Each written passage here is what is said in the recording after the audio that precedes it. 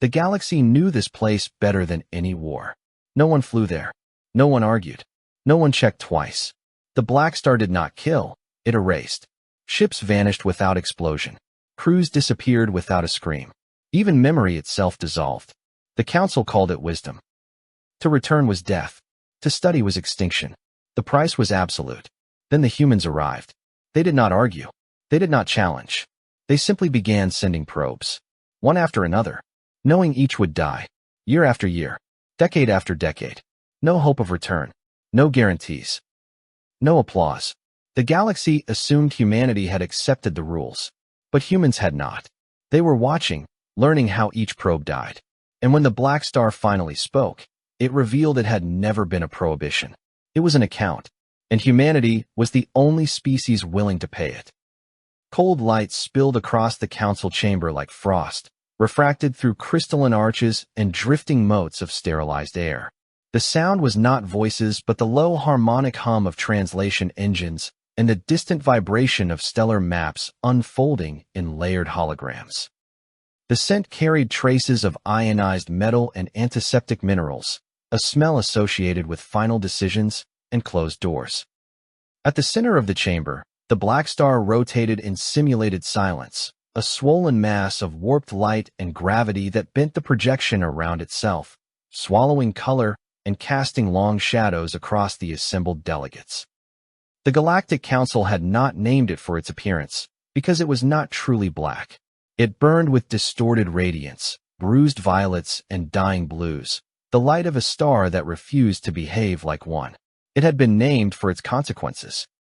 Around the projection drifted rings of debris, the frozen remnants of hull plating, shattered probes, and ships that had once carried living minds.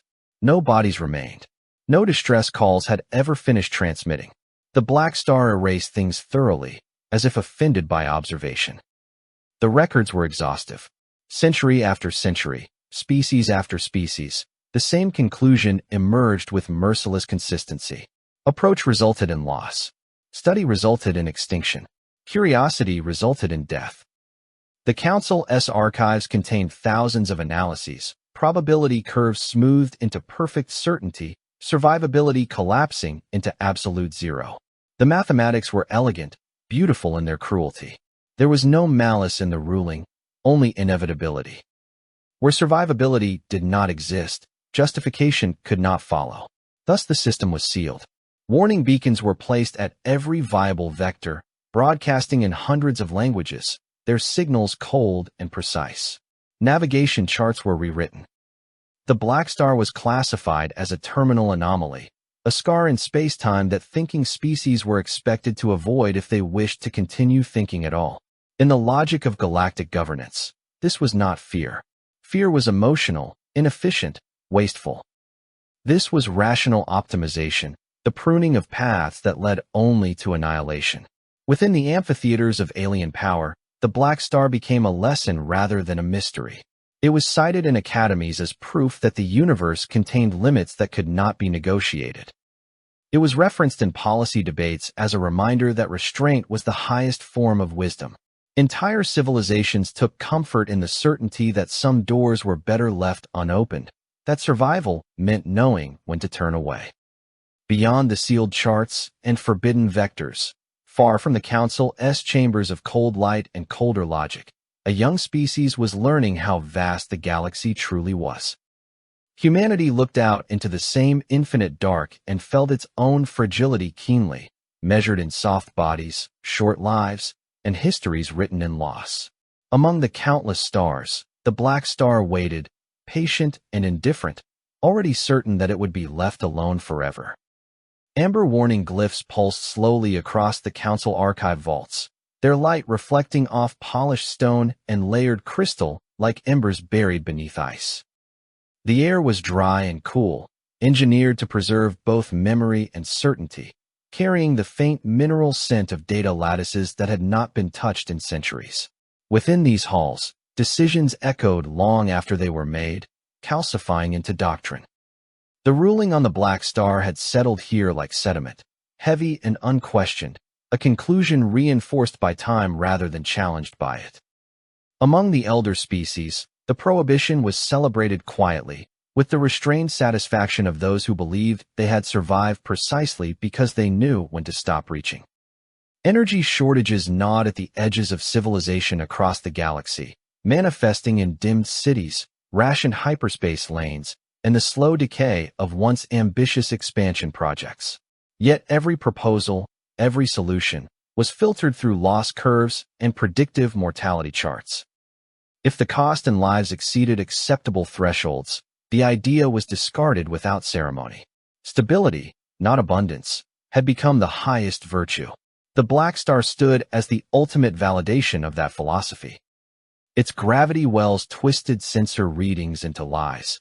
Its radiation sang in frequencies that shattered instrumentation, and its presence distorted time itself, stretching seconds into eternities before crushing them into nothing. Expeditions had entered its sphere of influence with confidence and preparation, armed with the most advanced technologies their eras could produce. None had returned. Entire civilizations had gambled their futures on unlocking its power, and the Black Star had consumed them without preference or malice, leaving behind only drifting wreckage and silent orbits. To the Council, this indifference was the universe speaking plainly. The anomaly obeyed no known physics. It bent causality until effect preceded cause, until matter forgot what it was supposed to be. Research vessels dissolved into particulate haze. Crews vanished between heartbeats, not even granted the dignity of a final sensation. The Black Star did not rage or resist. It simply existed, and existence near it became impossible. The Council's analysts concluded that this was not a puzzle to be solved, but a boundary to be respected. The universe, they argued, contained doors that were never meant to open, thresholds that punished curiosity with extinction. So the system was sealed with ritual precision. Warning buoys were placed at calculated distances, their signals repeating endlessly in harmonized tones designed to penetrate any known communication medium. Navigational databases across hundreds of worlds updated simultaneously, excising the region from exploratory routes and marking it as terminal. Academic institutions rewrote curricula, reframing the Black Star not as a failure of science, but as a triumph of restraint. Students learned its name alongside case studies of collapsed empires and extinct peoples, all bound by the same moral: survival belonged to those who turned away. When humanity arrived among the stars, they did so quietly, carrying the accumulated weight of a young species that had already buried too many of its own dreams. Their ships were modest compared to the leviathans of elder civilizations, their bodies soft and fragile in environments others found trivial. They were inducted into galactic society with careful observation, their emotional volatility noted, their history of internal conflict catalogued. The Council saw potential in them, but also risk. Youth always carried risk. As part of their orientation, the prohibition was explained. The Black Star was presented as a courtesy lesson, a warning offered in good faith. The data was comprehensive, the arguments airtight. Visual records of failed expeditions were displayed, showing ships stretching and tearing under gravitational shear, hulls glowing white-hot before vanishing. Statistical projections unfurled in clean arcs, all converging on the same conclusion: zero survivability, zero justification. The Council expected resistance. Humanity's history suggested defiance, the tendency to argue against imposed limits. There were predictions of impassioned objections, philosophical debates about destiny and progress, perhaps even reckless vows to succeed where others had failed. Some elder delegates prepared counterarguments in advance, ready to dismantle youthful idealism with cold logic. Others simply braced for noise. Instead, humanity listened. They absorbed the data with unsettling attentiveness, their eyes tracking probability curves, their instruments recording every parameter. Their representatives made no dramatic gestures, displayed no overt frustration.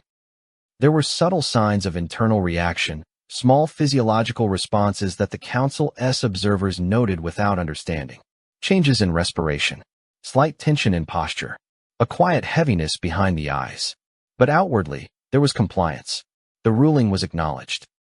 The prohibition was recorded in human archives with meticulous care. The black star was flagged, annotated, and sealed within their navigational systems exactly as instructed. When the briefing concluded, humanity did not argue. They did not petition. They did not demand exceptions or propose alternative approaches. They simply withdrew from the discussion and returned to their vessels, carrying the knowledge with them. Silence followed.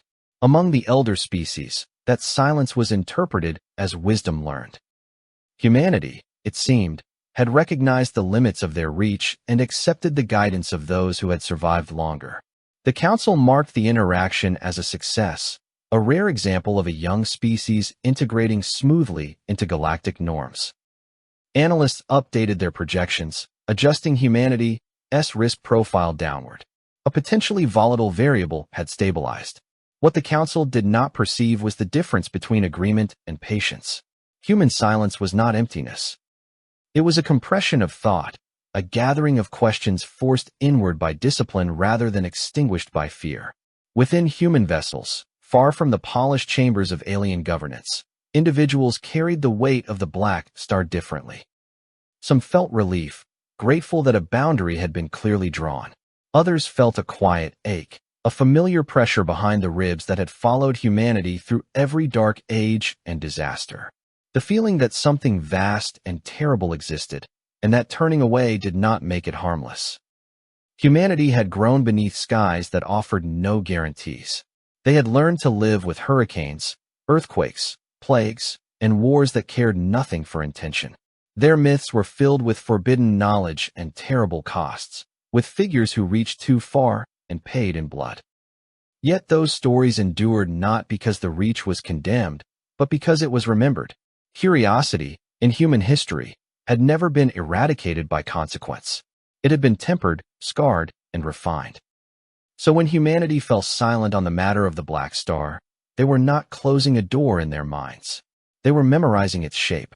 The galaxy, content in its logic, turned its attention elsewhere. Energy councils convened to debate incremental improvements. Trade alliances shifted. Stars were mapped, colonies managed, conflicts contained within acceptable loss parameters. The black star drifted in its sealed isolation, untouched and unchallenged, a monument to restraint. And humanity, small and newly arrived, learned how the galaxy survived by avoiding its deepest shadows. They learned where fear hid behind equations, where caution masqueraded as wisdom. They learned, above all, that when the universe declared something impossible, it was often describing a price rather than a prohibition. The Council believed the matter settled. Humanity had been warned. Humanity had complied. The silence was filed away as consensus. In time, that assumption would become one of the most expensive errors in galactic history. Static screamed across the listening arrays like tearing metal, a shrill cascade that rattled insulation and crawled along human spines, even in vacuum-sealed control rooms. The signal spiked once, briefly coherent, then fractured into snow and vanished as if swallowed by a closing fist. The probe's final telemetry left behind a fading afterimage of distorted light, stretched thin and red shifted until it snapped. Screens dimmed. Instruments cooled. Somewhere far beyond mapped space, the black star accepted another offering without acknowledgement. The first human probe disappeared exactly as the Council's projections had promised. Its transmission decayed within moments of crossing the exclusion boundary, collapsing into meaningless noise before ceasing entirely.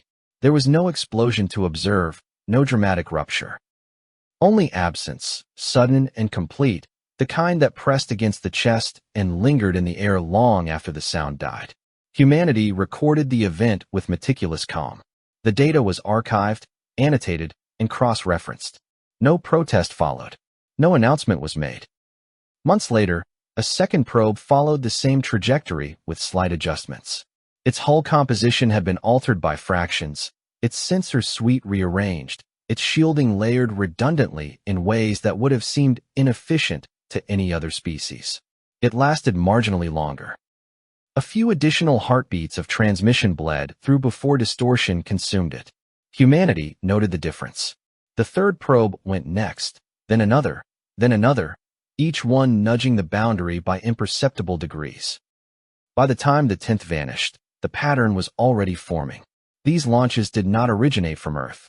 They came from scattered human outposts, from shipyards orbiting forgotten moons and industrial stations built into the shadow of gas giants. The probes were small, almost primitive by galactic standards, their frames angular and inelegant. They carried no insignia, no broadcast markers that tied them to human space. If discovered, they would appear as anonymous debris, lost experiments of no consequence. Humanity had learned discretion early. Each probe carried a heart of memory designed to suffer.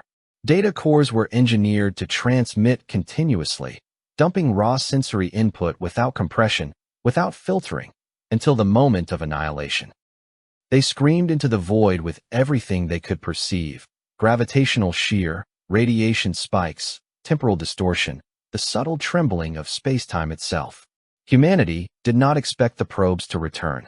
They expected them to die loudly. Years turned into decades. The launches continued, irregular in timing, sometimes separated by long silences, sometimes arriving in clusters that suggested sudden insight or desperation. Hundreds of probes were lost. The black star consumed them all, indifferent to variation, relentless in its erasure. To the rest of the galaxy, this would have appeared as madness, a waste of resources better spent elsewhere.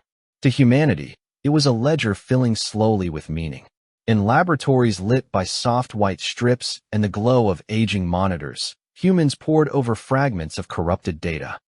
They listened to slowed-down transmissions that sounded like distant storms and breaking glass. They watched visual feeds stretch stars into spirals and smear them across impossible angles.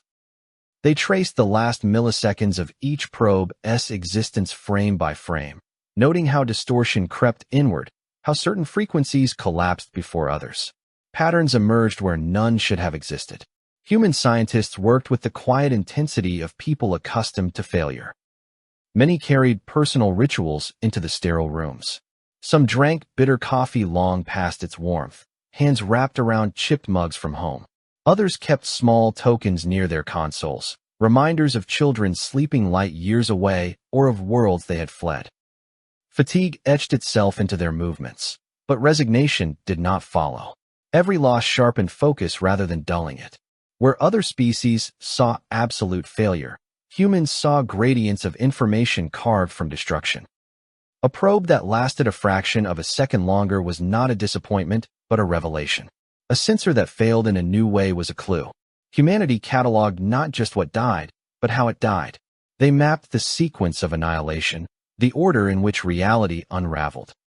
They learned that the black star did not kill uniformly. It peeled existence apart layer by layer. The work took its toll. Generations of researchers grew old watching probes vanish. Some died before seeing meaningful progress, their notes inherited by successors who added new layers of understanding.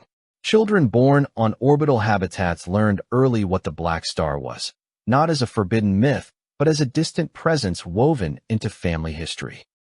It became a quiet companion to humanity's expansion, a reminder that the universe was vast, hostile, and not obligated to be understood. There were moments of doubt. Late nights when exhaustion pressed down like gravity, when the endless procession of failure threatened to hollow out resolve. In those moments, humans remembered their own history. They remembered oceans crossed in fragile vessels, plagues studied through loss, skies conquered one fatal test at a time. Humanity had never been shaped by success alone. It had been tempered by attrition. The probes continued to evolve. Materials changed. Algorithms adapted in real time, rewriting themselves as sensors failed. Some probes were designed to die quickly, sacrificing longevity for bursts of high-resolution data.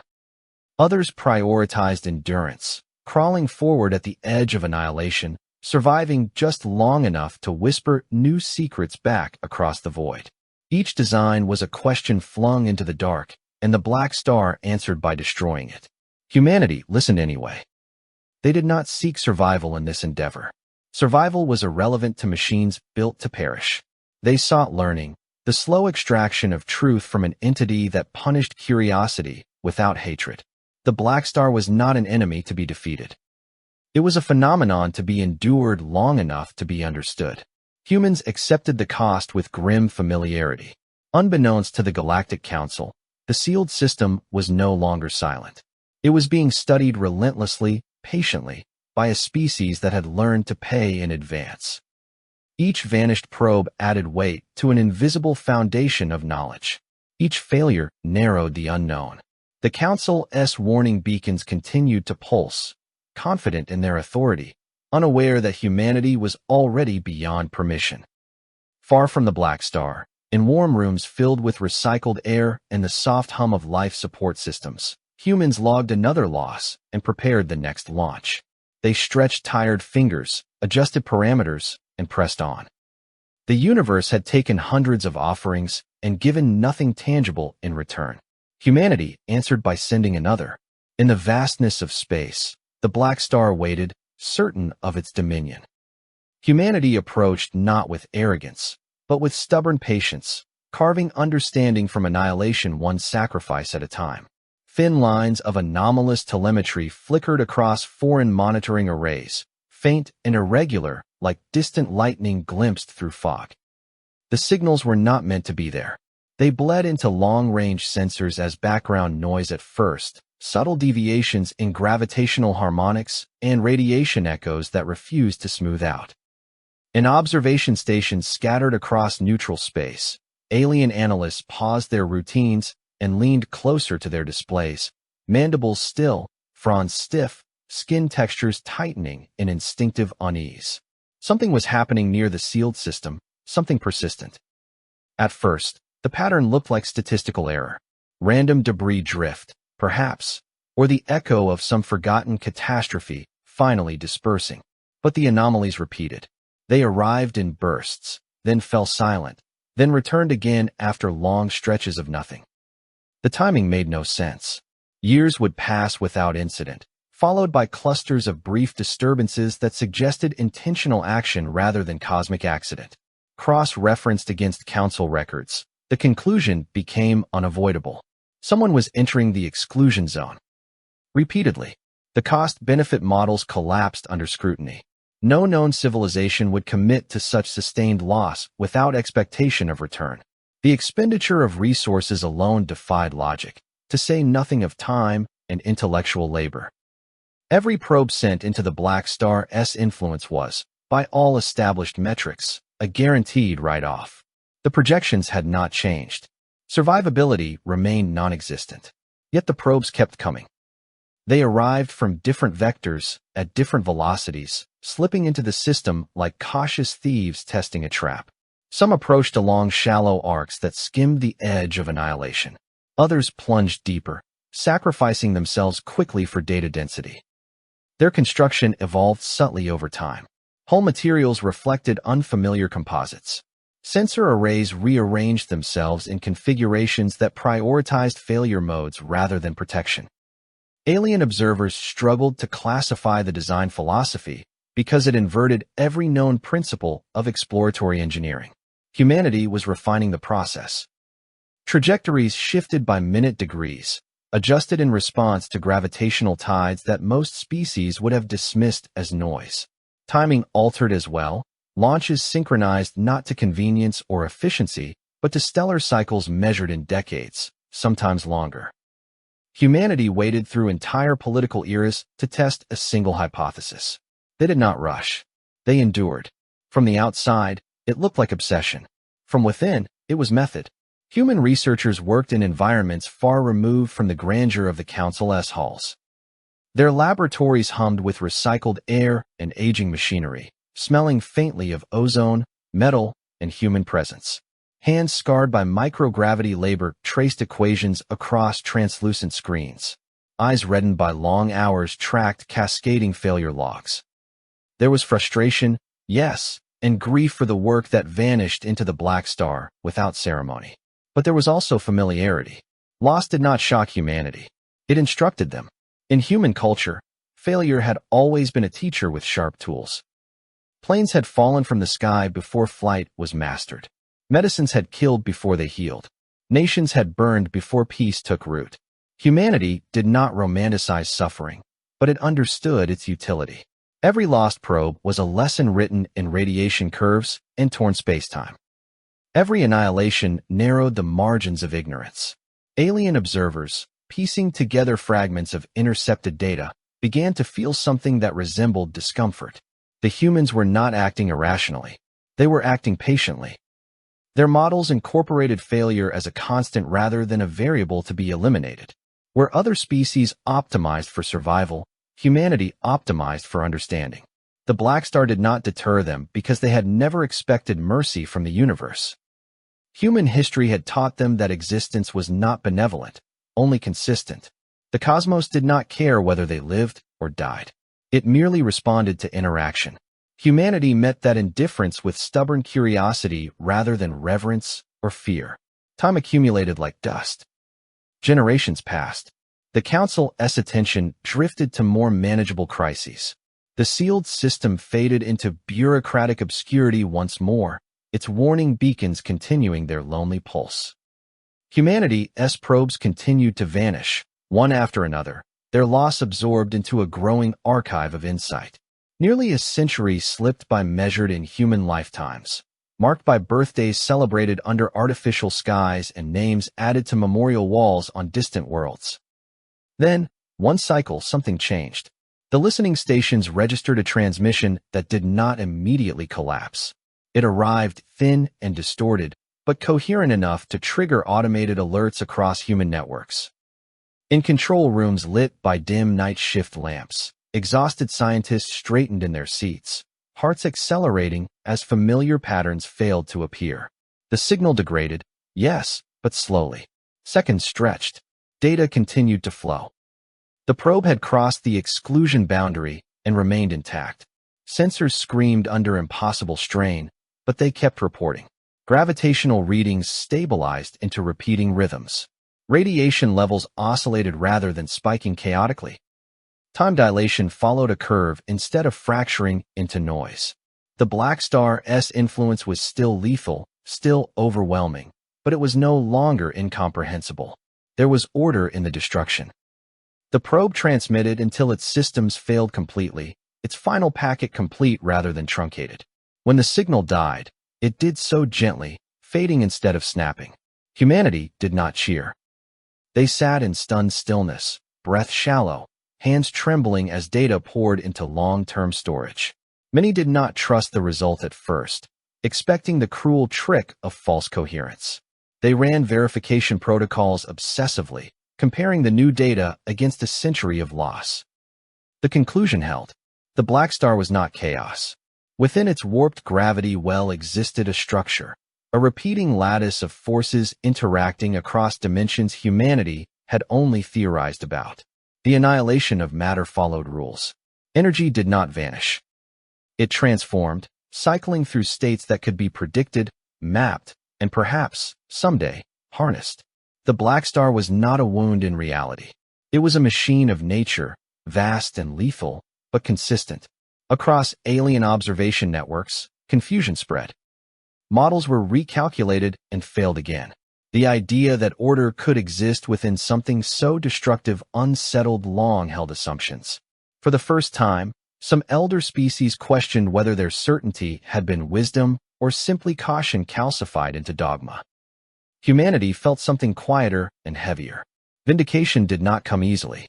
The data represented triumph, but it was built on decades of loss and uncounted hours of quiet despair. Some researchers wept without sound, overwhelmed not by victory, but by the knowledge that persistence had mattered. Others simply closed their eyes, pressing fingers against their brows, feeling the ache of time finally release its grip. The Black Star remained deadly. Nothing about it had softened, but it had spoken, not in mercy, but in pattern. Humanity had listened long enough to hear it. Far beyond the sealed system, alien observers watched humanity react not with conquest or celebration, but with renewed focus. The next designs were already forming, refined by understanding rather than guesswork. The probes would return, not as sacrifices alone, but as tools shaped by knowledge wrested from annihilation. The galaxy had believed the Black Star was a warning to stop. Humanity had learned it was an invitation that demanded payment up front. And humanity, scarred and stubborn, had never been afraid of the cost. A low vibration rolled through the test chamber, felt first in the bones before it reached the ears, a steady pressure, like distant thunder, trapped behind walls of composite alloy. Frost crawled along coolant lines as the air temperature dropped, carrying the sharp scent of ionized metal and sterilized plastic. Indicator lights shifted from warning amber to steady white, their glow reflecting off visors streaked with condensation from human breath held too long. At the center of the chamber, suspended within layered containment fields, something impossible began to live. For generations, the Black Star had been called a devourer. Humanity's data told a different story. The annihilations recorded across a century of loss resolved, under relentless analysis, into a pattern of conversion. Matter entering the gravity well was not erased but unbound, its mass and energy translated into a higher-order lattice stabilized by interactions between collapsed matter and dimensions that brushed reality without fully entering it. The Black Star was not hunger given form. It was a machine written by the universe itself, terrifying not because it destroyed, but because it transformed without permission. Humanity built its understanding from fragments torn from sacrifice. In quiet research facilities orbiting unremarkable stars, equations grew dense and ugly, layered with approximations born of incomplete truth. Scientists slept in shifts, waking with the taste of recycled air in their mouths and the ache of old injuries flaring in artificial gravity. Some carried scars from early spaceflight accidents, reminders that progress had always extracted flesh as payment. They refined containment theories slowly, deliberately, knowing that error would not merely fail but kill. The test did not begin near the Black Star. Humanity had learned restraint the hard way. Prototype systems were constructed light years away, isolated from populated worlds by vast distances and layers of redundancy. Each experiment was treated like a controlled burn, approached with the respect given to explosives and wild animals. The lattice predicted by the data was coaxed into existence in miniature, stabilized by precisely tuned fields that mimicked the Black Star's internal balance without replicating its lethality. Failures came first. Containment fields collapsed with violent beauty, releasing bursts of radiation that painted the inside of test chambers in ghostly light before emergency systems shut everything down. Equipment melted. Automated drones were reduced to slag. Humans logged the results, treated the wounded, and returned to work. There was fear, certainly, a tightness in the chest when alarms sounded and systems strained. But fear did not halt the process. It sharpened it. Over time, the models held. The first full-scale reactor was assembled in orbit around a quiet human world, its sky usually dark, lit only by distant stars and the faint glow of orbital traffic. The structure was inelegant, bristling with scaffolding and layered shielding, built by hands that valued function over grace. Inside, the lattice formed, a self-stabilizing weave of forces that hummed with restrained violence. There was no fuel to load, no core to ignite in the traditional sense. Activation was a matter of alignment, of allowing the system to become what the equations promised. When it ignited, it did not roar. Light bloomed softly, a steady radiance that filled the chamber without heat or flame. The vibration deepened, smoothing into a constant presence that settled into the body like a second heartbeat. Sensors spiked, then leveled, reporting output that did not decay, did not fluctuate, did not consume. The reactor burned without fuel, without entropy, its energy clean and inexhaustible by any practical measure. Humanity stood witness to a new kind of fire, one that did not demand to be fed. The world below felt it first as a change in the night. Cities brightened without drawing power from orbiting collectors or distant stars. Lights came on in places long accustomed to rationing, illuminating streets where children played under artificial skies and elders watched with quiet disbelief. Heat flowed into homes without cost. Industry surged without smoke or ash. The planet did not dim elsewhere to compensate. There was no elsewhere anymore. Across human space, replication followed with disciplined urgency. Each reactor was built with obsessive care, each activation preceded by weeks of simulation and silent contemplation. Humanity remembered too well the price of arrogance. Yet the results remained consistent. Worlds lit themselves without suns. Stations powered entire fleets without draining reserves. Scarcity loosened its grip, not abruptly, but steadily, like a fist relaxing after a lifetime of tension. The galaxy noticed. Alien observation networks lit up with activity as data poured in that contradicted established limits. Human systems reported energy outputs that defied conservation models without violating them. Power drawn not from destruction, but from transformation. The impossible had become operational. Trade routes shifted as human worlds no longer needed imported fuel. Political leverage recalibrated overnight. The balance of power, long stabilized by scarcity, began to tilt. In the cold chambers of the Galactic Council, recalculation followed recalculation, each more unsettling than the last. The prohibition against the Black Star was re-examined under new light, its logic still sound, but its consequences newly exposed. The Council had believed it was protecting civilization from annihilation. Instead, it had protected itself from progress. The realization settled heavily, accompanied by a sensation unfamiliar to species that prized control. Regret. The Black Star had never been a dead end. It had been a gate with a toll so high that only a species accustomed to paying in advance could afford it. Humanity had not argued against the Council's decree because argument would have changed nothing. They had simply gone elsewhere and done the work anyway, quietly, relentlessly, probe by probe, life by life, year by year. Humanity had paid the cost in advance. Each vanished probe, each corrupted transmission, each sleepless night had been a coin placed on the scale. The ledger was brutal, but it balanced. Now humanity held something the galaxy had feared to seek, a flame drawn from the heart of annihilation itself. They carried it carefully, aware of its power, mindful of the suffering that had brought it into being. On human worlds, there was celebration, but it was tempered. Memorials remained lit, names etched into metal and stone reminding everyone that this triumph rested on a foundation of loss. Children grew up beneath endless light, taught not that the universe was kind, but that it could be understood if one was willing to endure its indifference. The Black Star remained distant and deadly, unchanged in its nature. Humanity had not conquered it. They had learned from it. The Council watched as humanity shared glimpses of the technology with cautious allies, not as conquerors, but as custodians. There was no declaration of supremacy, no demand for tribute. Humanity remembered too well what unchecked power did to fragile beings. Their victory was quieter, heavier, forged in patience rather than conquest. The galaxy had once turned away from the dark and called it wisdom. Humanity had entered it with open eyes and empty hands, prepared to lose everything. When they emerged, they carried fire that did not burn the bearer. And the universe, vast and indifferent, finally answered their persistence with something other than silence. Soft light flowed across orbital windows as reactors synchronized, a gentle hum replacing the old tremor of overworked grids. The sound was constant and warm, like breath through lungs that had long labored for air. In shipyards and cities carved into rock, the scent of ozone faded, replaced by clean currents of recycled atmosphere no longer strained by scarcity.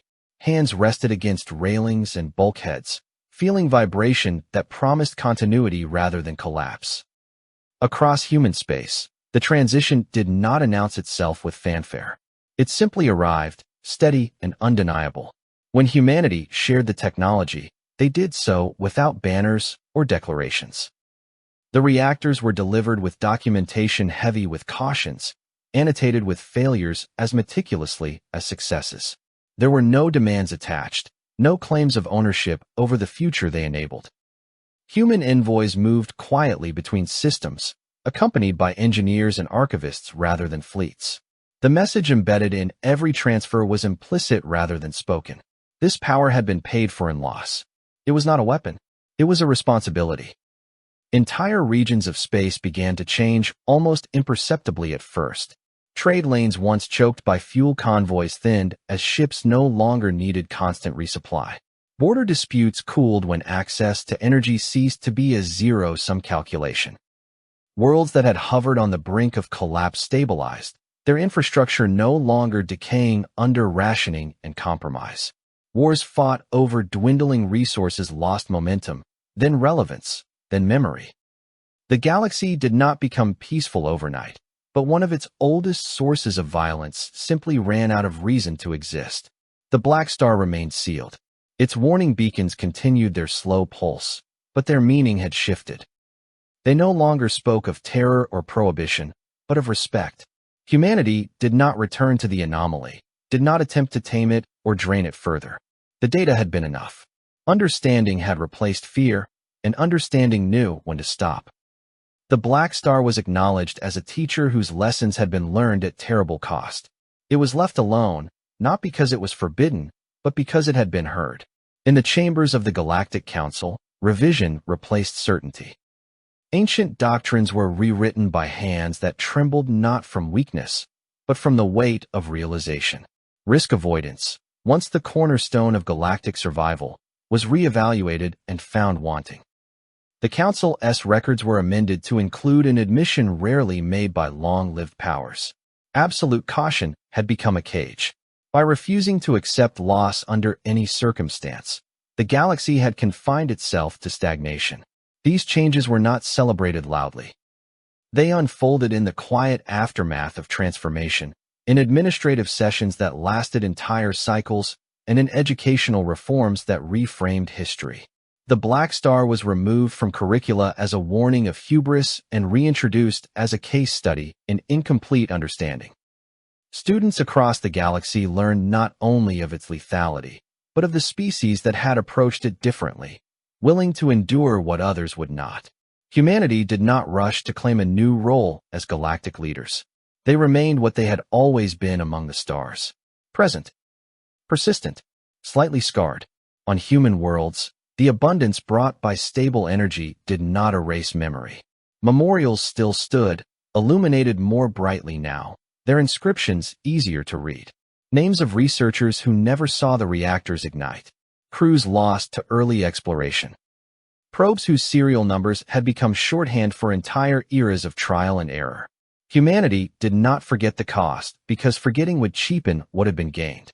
Children grew up beneath skies that never dimmed, but they were taught stories of darkness all the same. Not as threats, but as truths. They learned that the universe was vast and indifferent, that it did not care whether one species survived or vanished. They learned that endurance was not stubbornness, but choice. That empathy was not weakness, but strategy. That sharing power made enemies obsolete more effectively than hoarding it ever could. Alien historians, watching humanity integrate without conquest, began to trace the pattern that defined them.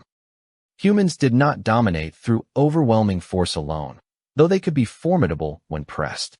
They did not thrive because they were the strongest, the oldest, or the most technologically advanced at the outset.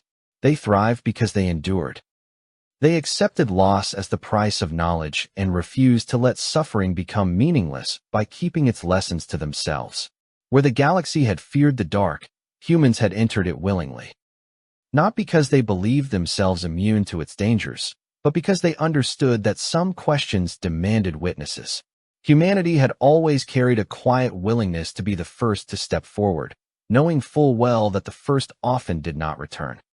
It was a trait born on a fragile world with shifting plates and violent skies, where survival had never been guaranteed and curiosity had always been dangerous. In the years that followed the sharing of the reactors, humanity's presence among the stars became something other species measured themselves against, not in military terms, but in resolve. When new anomalies were discovered, debates arose not only about risk, but about responsibility. There was a growing recognition that progress required someone willing to pay its cost up front, to absorb the failures so others did not have to. Humanity was not alone in this anymore, but they had been the example. The Black Star drifted on, unchanged and unchallenged, a monument to a moment when fear had almost closed the universe forever. Humanity's probes no longer approached it, but the lessons drawn from its silence echoed everywhere.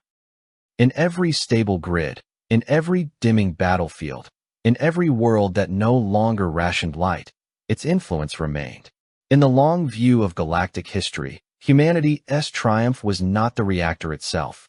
It was the choice that followed. The choice to share without triumph, to teach without accusation, to leave the greatest power they had ever touched sealed behind understanding rather than greed. The galaxy learned, slowly, that survival was not merely the avoidance of death, but the willingness to endure hardship so that others might live more freely. Somewhere, far from council chambers and human cities alike, the universe continued its vast, uncaring motion. Stars were born and died. Space folded and stretched. Indifference reigned as it always had. Humanity did not mistake this for hostility or kindness. They met it on its own terms, fragile and persistent, carrying light they had earned through darkness. They did not conquer the universe. They stayed. They learned. They shared. And when future generations looked back across the long arc of history, they would see that humanity's greatest strength had never been firepower or intellect alone. It had been the quiet, relentless courage to go first, knowing the dark might take them, and stepping forward anyway so that someone, someday, would not have to.